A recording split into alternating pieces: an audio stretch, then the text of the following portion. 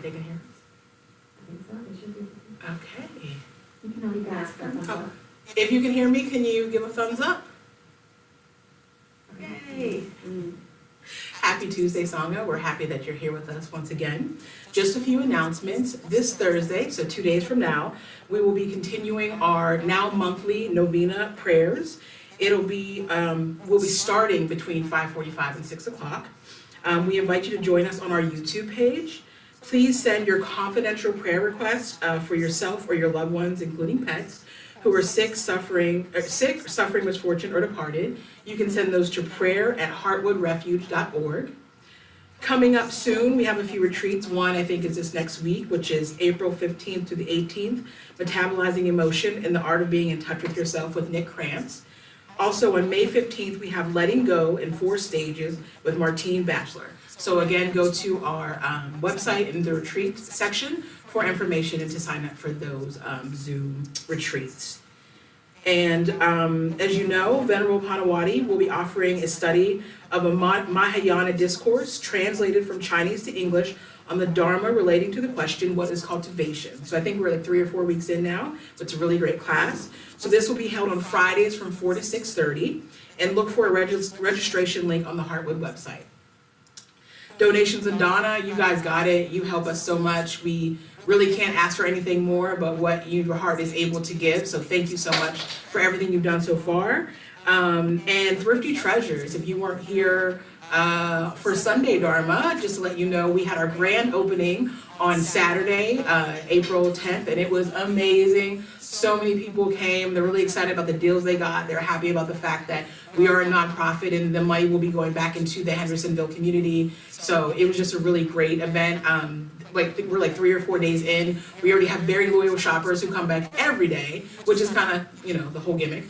But yeah, it's just been really great. So we thank you all for your kind thoughts and prayers about Thrifty Treasures. And if you are in the Hendersonville area, if you'd like to volunteer your time to come support us, that would just be great. So you can just, and find us please on social media. We're at both Instagram and Facebook at thriftytreasures_WNC.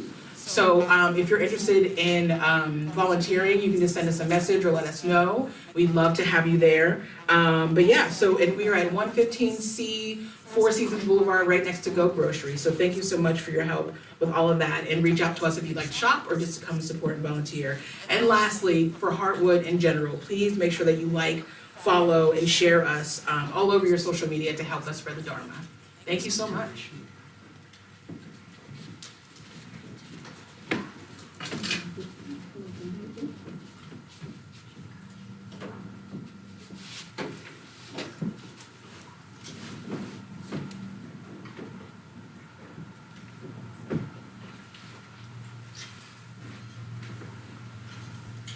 So I feel like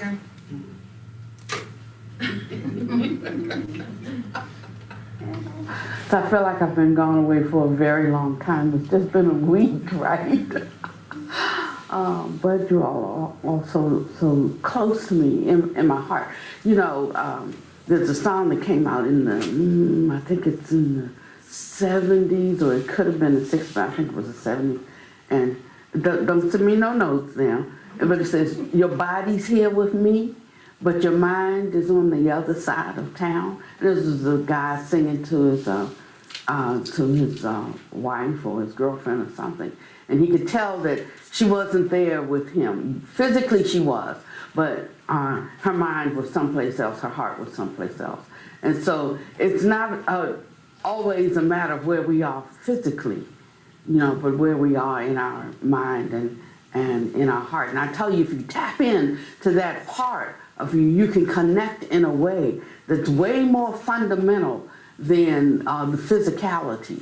And that's what this Dharma teaches us, how to tap in to those places so that we can keep what's superficial, and what's significant.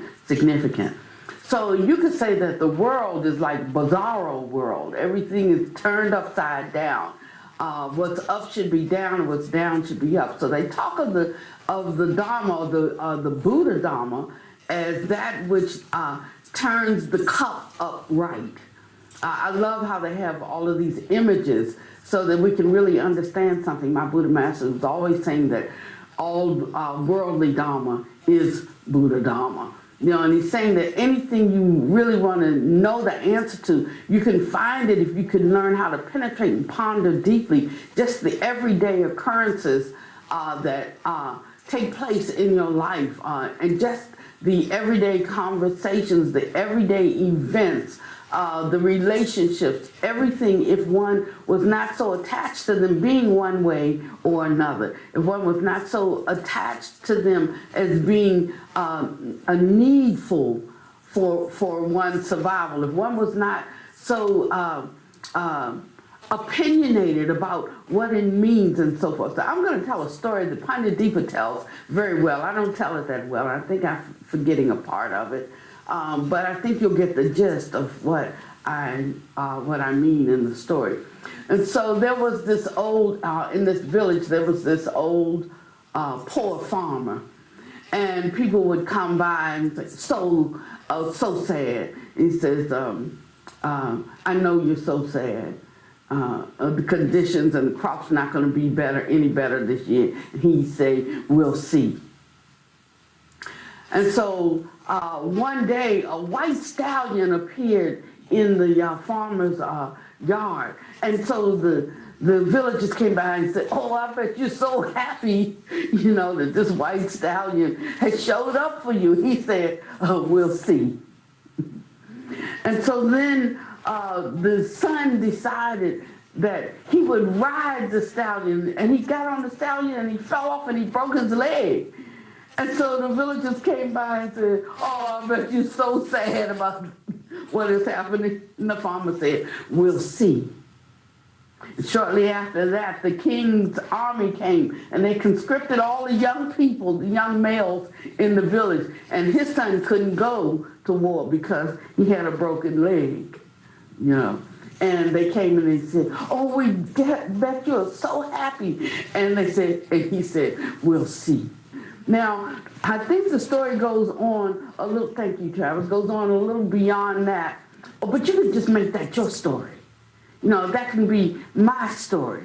If we look and see how we're moved and shaken by the winds of the world, so one moment we're happy and another moment we're sad, and the next moment we're happy and the next moment we're sad, and the next moment we're glad and the next moment we're fearful. And so things are constantly shifting and changing, and the Buddha calls this a kind of dukkha. And he says that's what the problem is, you know, with this world, is that things are constantly shifting and constantly changing. He says, but even in spite of that, it doesn't mean like that you can get rid of the shifting and the changing, you know, because that's the way of this world. Things are constantly shifting and changing. So he calls it dukkha. He didn't call it suffering. We've translated it to mean suffering. But if you could really get the essence of what he was speaking of, it's this constant shift, constant changing of circumstance and situations. And, you know, as creatures of habit, we like things that are, some of us do. I like things change myself. But I mean, I could never even stay in one house for a year. So every time we got ready, I mean, I have had over 300 houses because I just could not stand the same in place.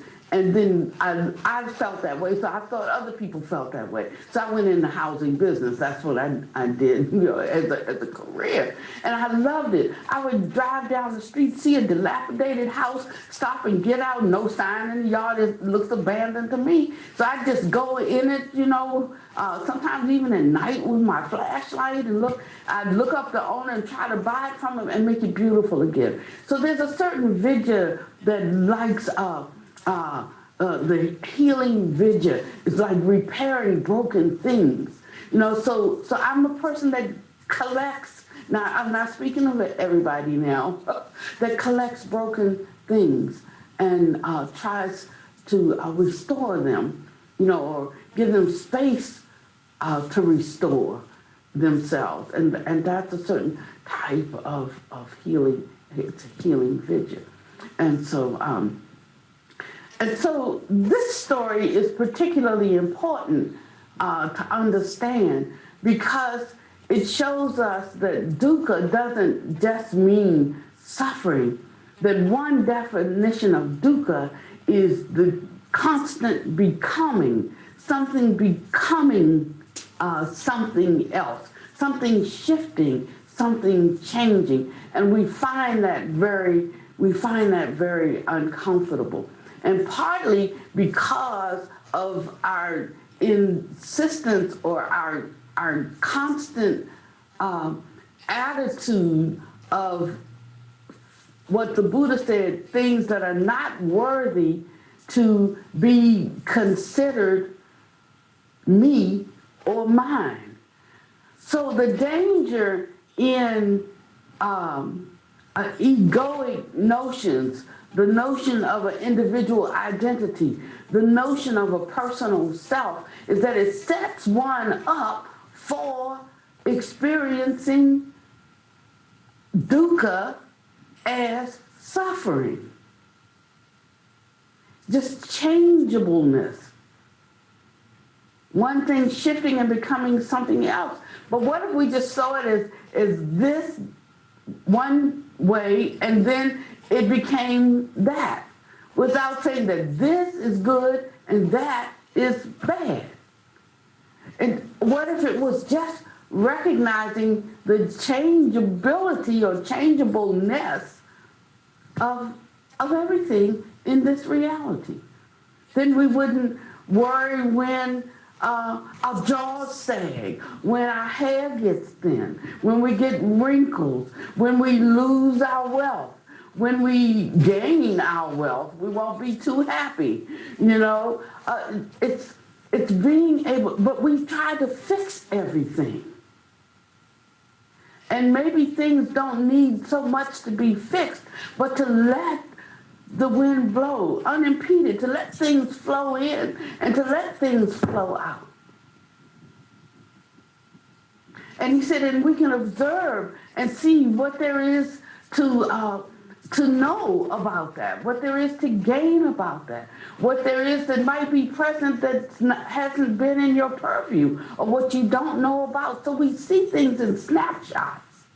And we make a judgment about them from our own side. Well, for me, that was good, you know, but for somebody else, maybe that wasn't good. For me, that's so terrible. For somebody else, that might be a relief. For me, you know, but we think that everybody thinks, and that the whole situation should be evaluated from my standpoint. As we grow, we develop both standpoints. So you could be doubly suffering at that point. So that's why suffering seems to increase the more we become aware of suffering. But ignorance is not bliss. Ignorance is just ignorance. But as one starts to more clearly see something, or more clearly see their part in something, good or not good, more clearly just see things unfolding, and if they can assist if they can't stay out the way, then one starts to be more at peace with change, more at peace with becoming, more at peace with coming and going, more at peace with how things show up in the day, because one knows that they cannot show up, they cannot manifest, except there be the causes that produce that change. And this can be causes of our own creation, causes of our own making, and they can be causes of timing, they can be causes of someone else's making, and it's like your world, I'm just in it. They can be causes of all of these myriad things. So if we tried to figure everything out, we'd go crazy, because there's no way to. We need to figure one thing out, and that nothing is constant, everything changes. I'm sorry. Nothing is constant, everything changes. And our capacity to find peace and acceptance in this world, our capacity to find the joy that the world can't give you so that it can't take it from you. To find the kind of strength that one needs to be able to meet the vicissitudes of life, praise and blame, loss and gain, pleasure and pain, fame and shame. These are the 8 worldly winds, and they're constantly blowing. There's a song that came out in the 70s, and I don't know the name of it, but it started with, "There's a storm on the horizon, let the wind blow." And he went on to talk about where his trust is, was a Christian song, and where his trust was rooted and grounded. So the winds could blow as hard as they can. And he spoke about how he could be steady because he was not inflexible. How he could survive the storm because he could bend. And he talks about being able to, when the wind blows, to be able to bend with it. But when one is rigid and the wind blows, one breaks. So back to that story. That story is our story. It's every person's story. And the wisdom of that old poor farmer, as they called him in the story, was the "we'll see" attitude. So it helps us to not get too happy with that little bit that we see. It helps us to not be too sad with that little bit that we see or that we know. It helps us to remain neutral in a way that something can come upon us,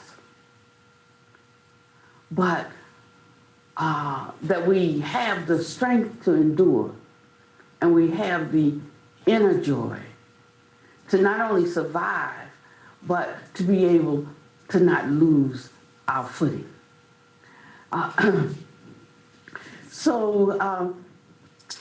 We're doing our 50 weeks of cultivation, actually employing the Dharma in our life. And I'm asking you to review your life this week or this past week coming up through today. Or if you can't find anything there, well, just wait a minute, because something will come next week. And I wonder if you can think about the poor farmer and the story. The words that were uttered, "we'll see." It's not so much the words, it's the attitude. You see what I mean? It's the attitude that he held about things when they seem like good news and when they seem like bad news.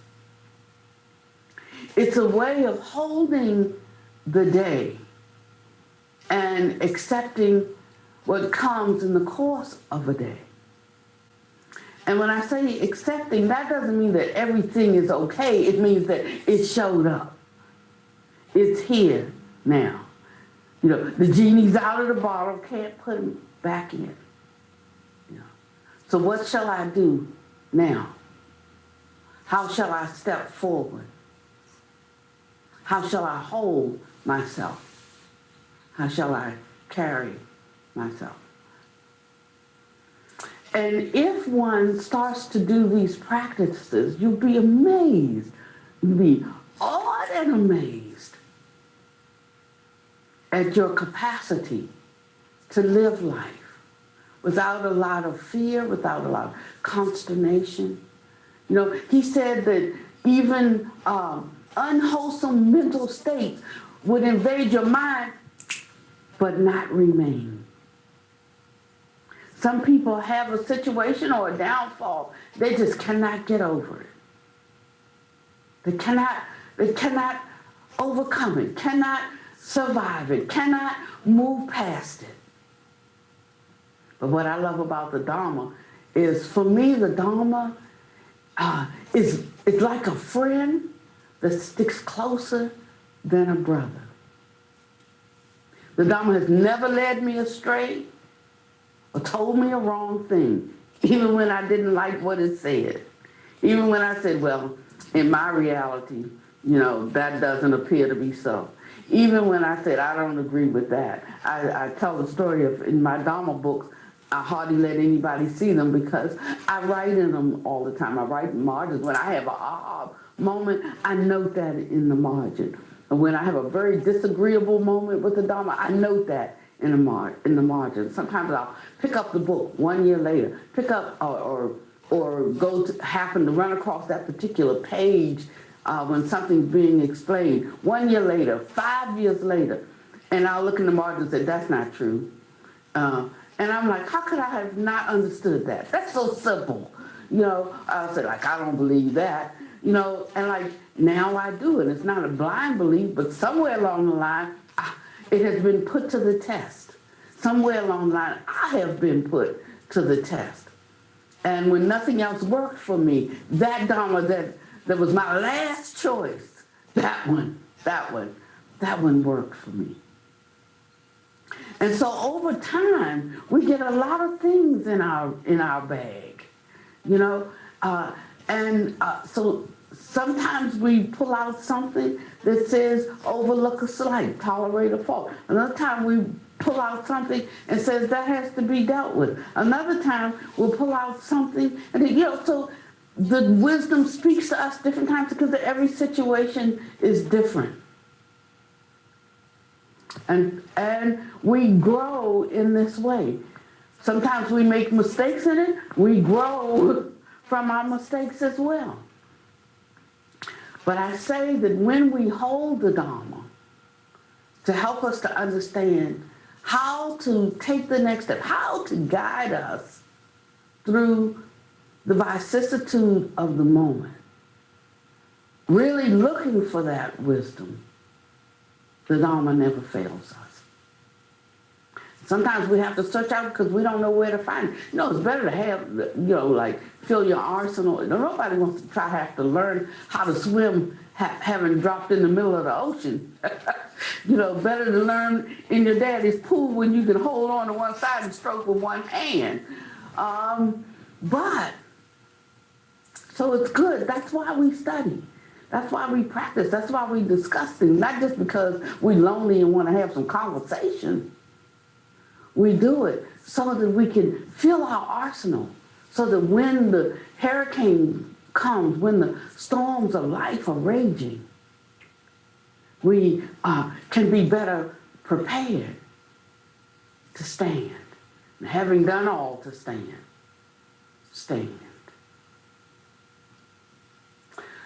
So there's a song that we sing, and I wanted to talk about the lyrics of the song, and we're going to play it today. And it says, just ask the waves. Did I write this? Who wrote this? Okay, yeah, I did. Sometimes things happen before you need them. And then when they come, already there. Just ask, so I wrote this, I think, maybe 2 months ago. Okay, and the song belongs to somebody else. It's a what do you call songs that were popular? Yeah, but I don't want to use the word secular. I want another word. They're like popular songs. They like ordinary songs that people sing. That. I'm sorry. And then, but I like the melody, and so we change them and make them Dharma songs, and we'll be writing our own at some point soon. But for now, we're covering, songs, and we're having fun at it. We're enjoying ourselves. But so I said, just ask the waves when they come crashing in your life if you're okay, and they'll say no. You see, because the message from the world is you better watch out. The message from the world is you can't make it. The message from the world is always something that is dominating over us. But what the Dharma teaches us is that we are free to the extent that we know we are free. I mean, I can't tell you that you're free. You have to know that you're free. You have to walk in your own liberty. So it says, just ask the waves when they come crashing in your life if you're okay. They'll say no. Ask the winds if the storms of life will leave your back unbent. They'll say no. I think Maureen helped with this too. Yeah, I want to make sure. Ask the winds if the storms of life will leave your back unbent. They'll say no. When did the Dharma lose its power? When did the Dharma fail? Never has, never will. The Dharma stays the same. When did the Dharma lose its power? When did the Dharma change? Never has, never will. The Dharma stays the same. So the unchangeableness of the Dharma is speaking the truth of everything changes. And there's only so many times you could say, we're like, yeah, I know, but. And then we go into our whole story about the change.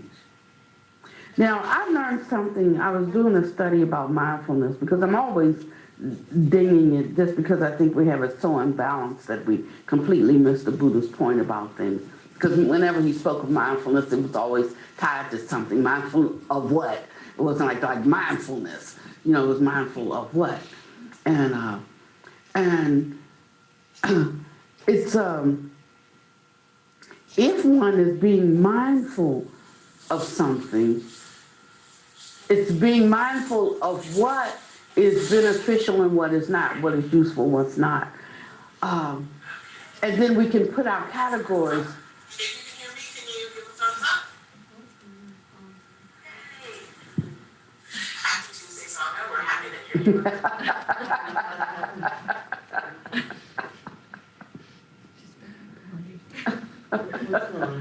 Well, see, y'all gonna learn something about time. It doesn't really exist the way we think. Our technology will teach us, and then we'll be able to do something. That was a Brian moment.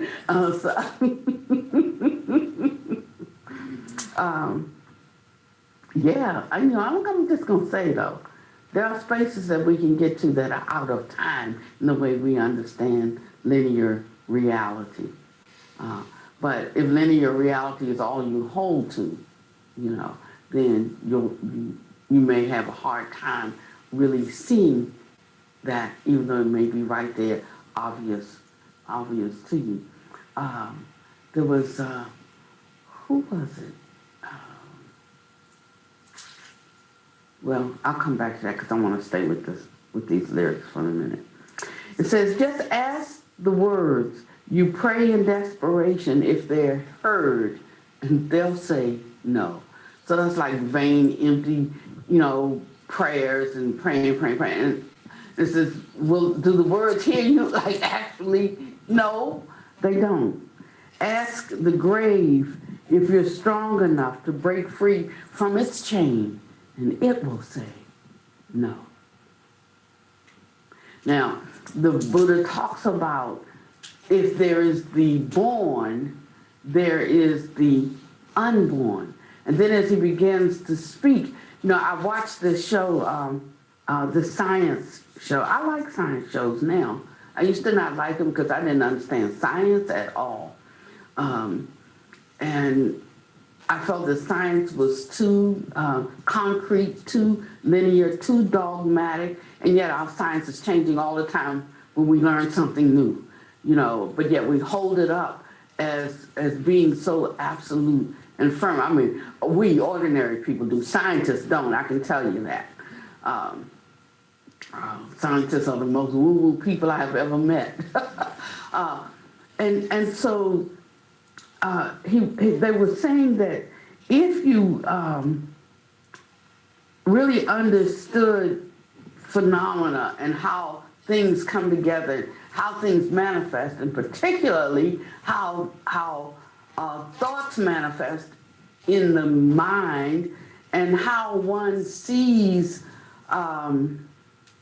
or recalls things. You know that our minds are totally unreliable for memory recall. It's because the mind just makes stuff up. It takes snippets and then it strings it together and creates a story. So when we talk about like, that's your story, I'm like, it really is. Or if I say that's my story, it really is. And I had a situation this week, and as I was reflecting on it, I saw it so suddenly. I had the greatest, what do you call it, epiphany. I had the greatest insight, because I saw how I was constructing a story around an occurrence. It was a real occurrence, but how that occurrence was playing back, I was constructing it. And of course, when we construct a story, trust me, we're going to construct it on our side. You know, we're going to construct the story so that it's most favorable to ourselves, most understandable from our position, our point of reference, our frame of reference. So here I am, and I'm reflecting on something, not good, really, but as I did it, I could clearly see how what things I recall were the things that were favorable to my side of the story. And it was so wonderful to see that. You know, because sometimes you don't know how much you've grown until something happens and puts you to the test. And it was wonderful for me to see that, Paniwadi, you are constructing. I mean, everything can stand as it is. Sometimes it's just unexplainable, because if other people are not in your shoes, then they don't know what it means except what it means to them from the outside. You know. And so he said that's why the Buddha says we shouldn't talk too much. And we shouldn't have too many opinions about things. And I know inquiring minds want to know everything, but they'll evaluate everything from their own side.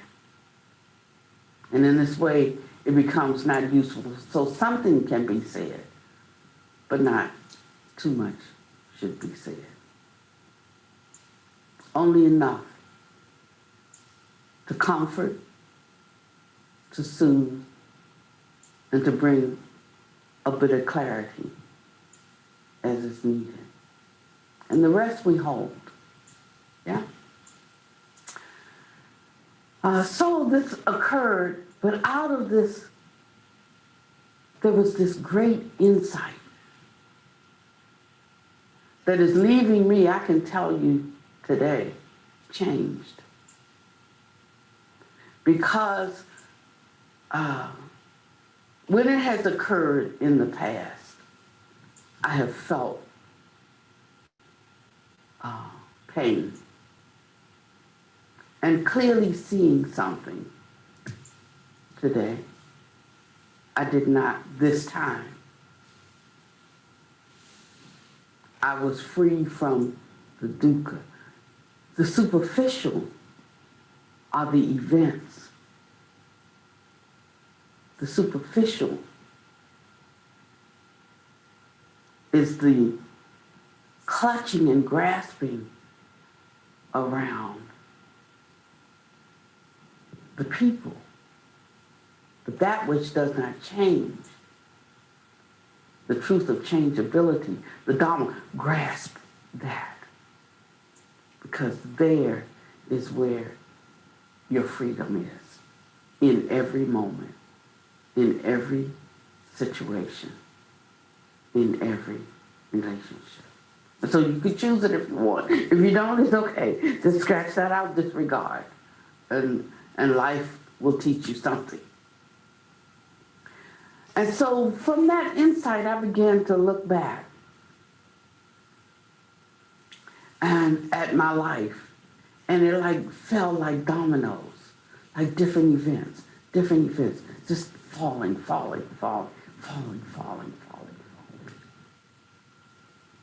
And I could see that how our learning is so circular. We think we grow like this, ascent, in a linear upward fashion, but it's circular. And I could see how I was talking with someone this morning, and she said, no, things are accelerating so fast. We're learning so fast now. This is a new day. This is a new time for mankind. I don't know. The Buddha was talking about this 2,500 years ago. Okay, so we're slow learners then, because this is not all a new thing. You know, we like to be special. We like to be the new generation and all of this wisdom we're getting. But he had it 2,500 years ago, and there was somebody before him. Said he was the last one, and I think there's been a couple since him, but he was just the latest in a string of awakened ones. So he wasn't like the Buddha. That's what we say all the time, the Buddha. But he was the Buddha of that dispensation, of this dispensation. And this is, as it starts to die out, another arises. A few people will understand, most won't. And he said that his Dharma and his discipline would last 500 years. After 500 years, somebody came after him. You can figure out who that is. And I thought that it was wonderful to know, because it's really about the awakening is the liberation that you can find with every breath, regardless of what comes or what goes in your life.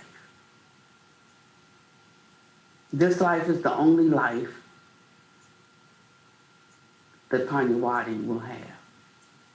The only life that you will have. So, only what matters now is important. Seize the essence, the Buddha said, of this precious human life.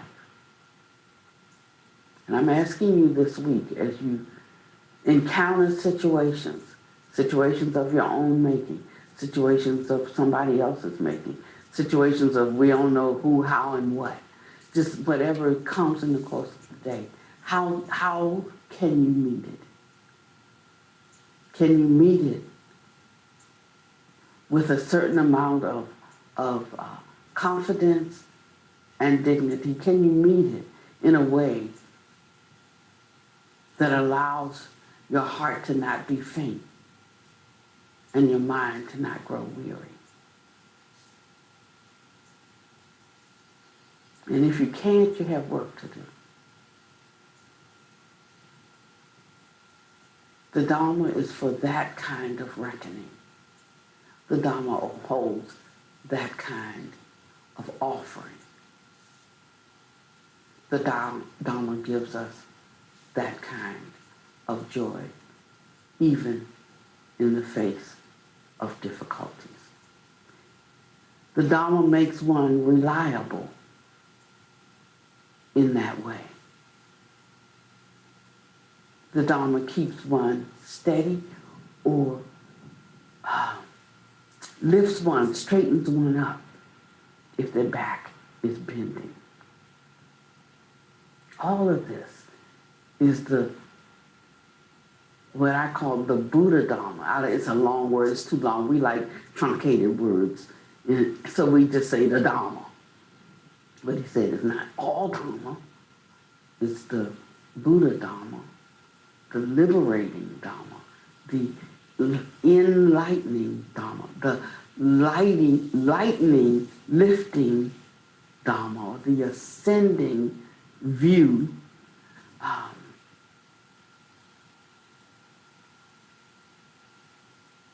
Yeah.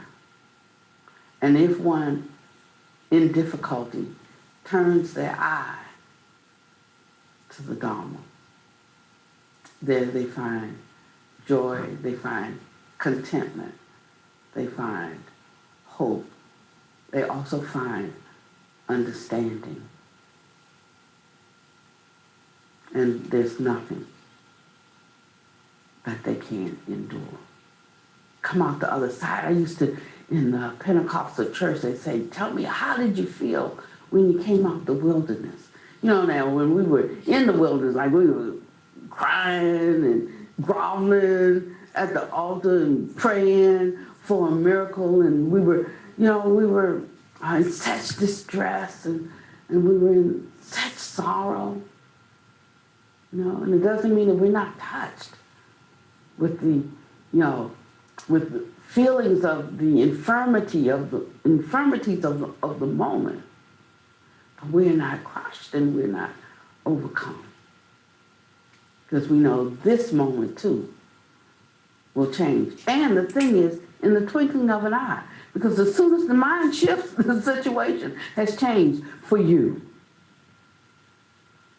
It's only the mind that keeps us in a particular place. So actually, it's not the situation. Actually, it's your mind. When your mind sees it differently, understands it differently, holds it differently, then things can change.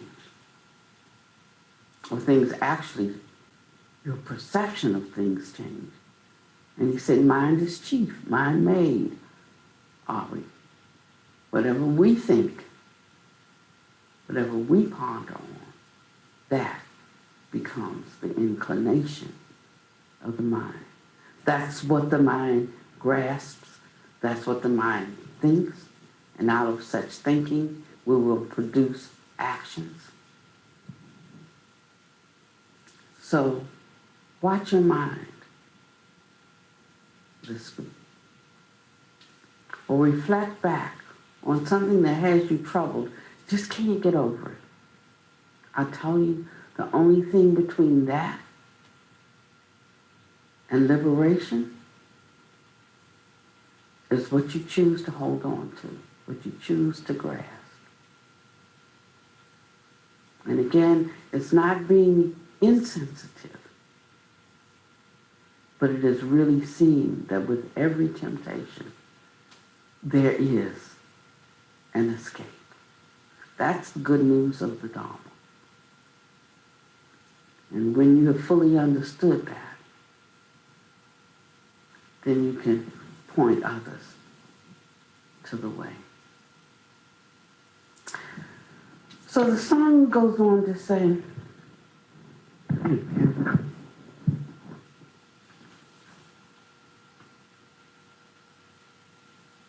there's a true unbinding, a joy to be received when stainless vision rises and we stand undeceived. I think Maureen wrote this. Embracing circumstances, our hearts will be relieved. This is the end of suffering, a true and earned reprieve. This says, not once did the Buddha mince his words. Not once were the monks displeased. Not once, it says here, did he leave them without ease. I think we changed that. And then it says, not once line, meaning we had to add something right there. And we did. So this was the rough draft. He left them with great ease. And you remember the last line? Okay, well, you'll hear it in a minute. And so, so I want to ask you to enjoy this song this week and let it strengthen you. And I wanted to speak the words because, it's not, music does have the power to move us. If we like the particular kind of music. I mean, like I hear something like that, that's not my genre, so this might not be your genre. So, but if you could let the words penetrate, they will carry you when you encounter the vicissitudes of life. And I hope that, you got to be careful what you ask for.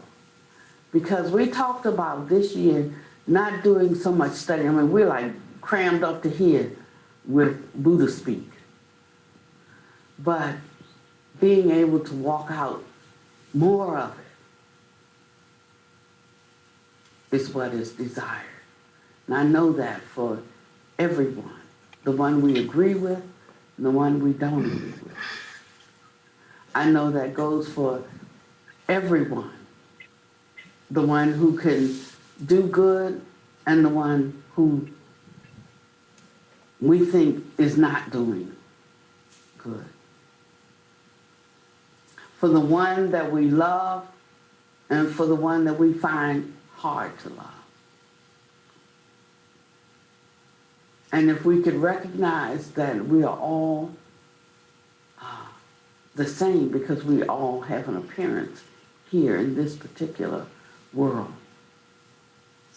then we can let the winds blow without judgment. And we can create the memories when things are gone that are worthy of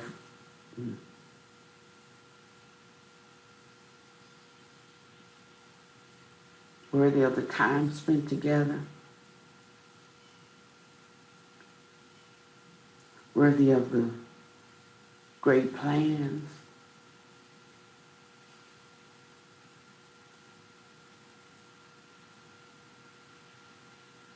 and we'll find ourselves not judging, but holding the love, yeah.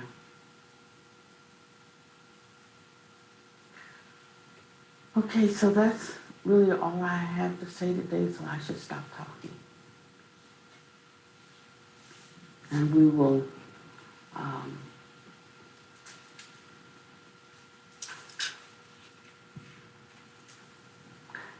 and I do have an announcement to make, and I would like to have a week to make that announcement,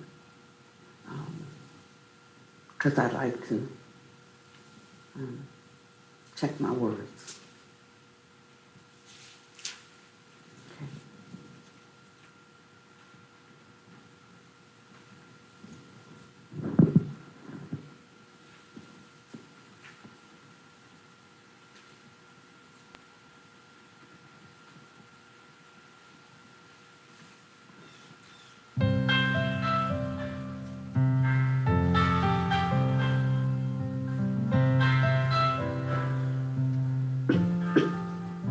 Just ask the waves, they come crashing in your life if you're okay. They'll say no. Ask the winds, if the storm of life will leave your back unbent. They'll say no. Did the Dharma lose its power? Did it fail?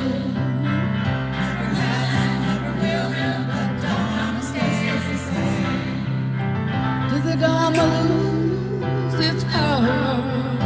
Did it change? Never has, never will, but Dharma stays the same. Yeah. Dharma stays the same. Just ask the words you pray in desperation if they're heard. They'll say no. They'll say no. Ask the grave. You're strong enough to break free from its chains. He'll say no.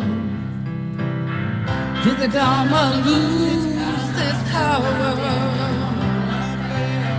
Never has, never will, but Dharma stays the same. Did the Dharma lose its power? Did it change?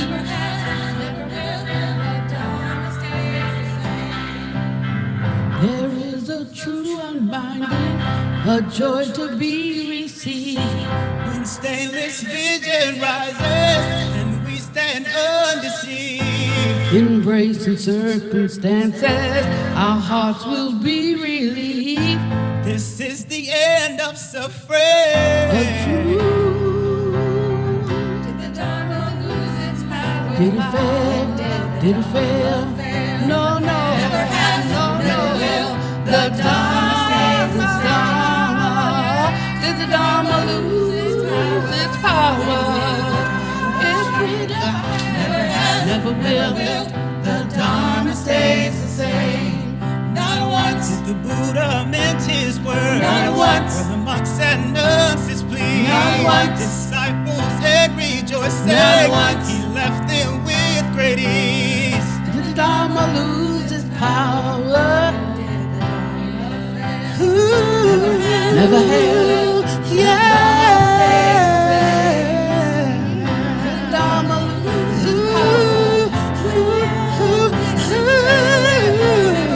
Never had, never will. The Dharma. Oh, the Dharma.